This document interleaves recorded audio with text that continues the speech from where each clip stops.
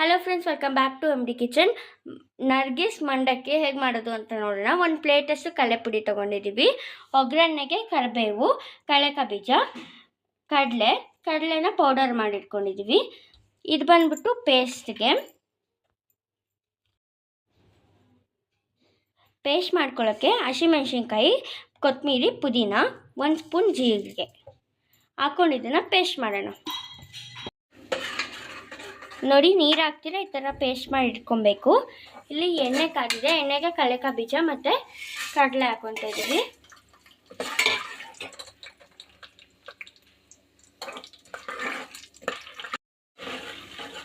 ಇದನ್ನು ಫ್ರೈ ಮಾಡ್ಕೊಂಡು ತೆಗೆದ್ಬಿಡ್ಬೇಕು.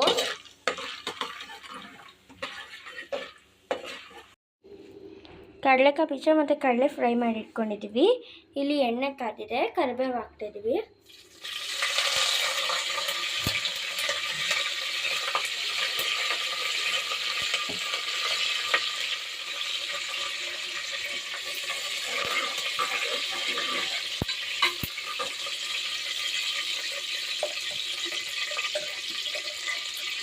ಇವಾಗ ನಾವೇನು ಪೇಸ್ಟ್ ಮಾಡ್ಕೊಂಡಿದ್ರೋ ಅದನ್ನು ಹಾಕ್ತಾ ಇದ್ದೀವಿ.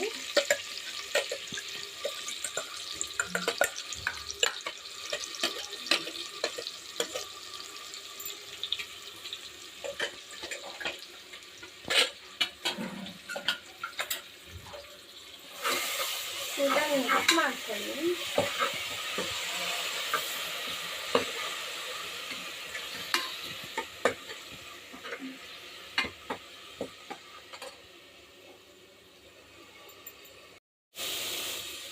ಹಸಿ ವಾಸನೆ ಹೋಗೋವರೆಗೂ ಒಂದು ಸ್ವಲ್ಪ ಚೆನ್ನಾಗಿ ಫ್ರೈ ಮಾಡ್ಕೊಳ್ಳಿ.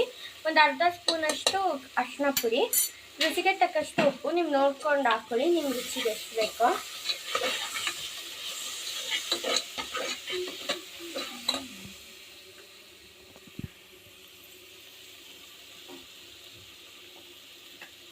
ಒಂದು ಸ್ವಲ್ಪ ಇಂಗು,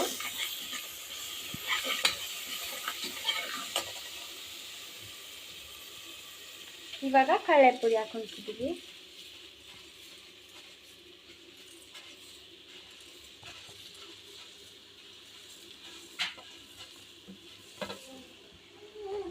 ಹಾಕೊಂಡು ಚೆನ್ನಾಗಿ ಮಿಕ್ಸ್ ಮಾಡ್ಕೊಳ್ಳಿ.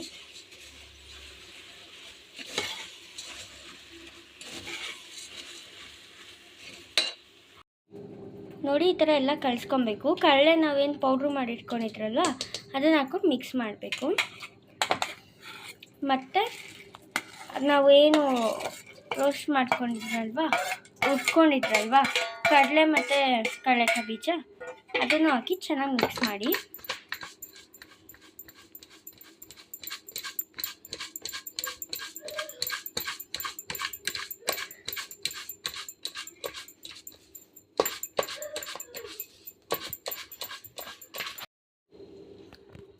ನೋಡಿ, ಎಲ್ಲ ಮಿಕ್ಸ್ ಮಾಡ್ಕೊಬೇಕು ಚೆನ್ನಾಗಿ. ಈ ಥರ ಎಲ್ಲ ಥರ ಕಡಲೆಪುರಿ ಒಗ್ಗರಣೆ ಟ್ರೈ ಮಾಡಿರ್ತೀರ. ನರ್ಗಿಸ್ ಮಂಡಕ್ಕಿ ಒಂದ್ಸತಿ ಟ್ರೈ ಮಾಡಿ, ತುಂಬ ಚೆನ್ನಾಗಿರುತ್ತೆ. ಖಾರವಾಗಿ ತುಂಬ ಚೆನ್ನಾಗಿರುತ್ತೆ. ಟೀ ಜೊತೆ, ಸಾಯಂಕಾಲದ ಹೊತ್ತು ಕಾಫಿ ಜೊತೆ ತುಂಬ ಚೆನ್ನಾಗಿರುತ್ತೆ. ಟೀ ಜೊತೆ, ಕಾಫಿ ಜೊತೆ ಸವಿಯಲು ಸಿದ್ಧ. ನೋಡಿ, 5 ನಿಮಿಷಕ್ಕೆ ಹೇಗೆ ರೆಡಿ ಆಯಿತು ಅಂತ. ಏನಾದರೂ ಸ್ನ್ಯಾಕ್ಸ್ ಮಕ್ಕಳು ಏನಾದರೂ ಕೇಳಿದಾಗ ಅಥವಾ ನಿಮಗೆ ಟೀ ಜೊತೆ ಏನಾದರೂ ಕಾಫಿ ಜೊತೆ ಬೇಕು ಅಂದಾಗ ಈ ಥರ ಮಾಡ್ಕೊಂಡು ತಿಂದರೆ ಖಾರವಾಗಿ ತುಂಬ ಚೆನ್ನಾಗಿರುತ್ತೆ. ಎಲ್ಲ ಥರ ಕಡಲೆಪುರಿ ಒಗ್ಗರಣೆ ಟ್ರೈ ಮಾಡಿರ್ತೀರ. ಇದು ನರ್ಗಿಸ್ ಮಂಡಕ್ಕಿ ಒಂದ್ಸತಿ ಟ್ರೈ ಮಾಡಿ, ತುಂಬ ಚೆನ್ನಾಗಿರುತ್ತೆ. ಇನ್ನು ಈಸಿ ರೆಸಿಪಿ ಜೊತೆಗೆ ನಿಮ್ಮ ಮುಂದೆ ಸಿಗ್ತೀನಿ. ಅಲ್ಲಿವರೆಗೂ ಟೇಕ್ ಕೇರ್, ಬಾಯ್.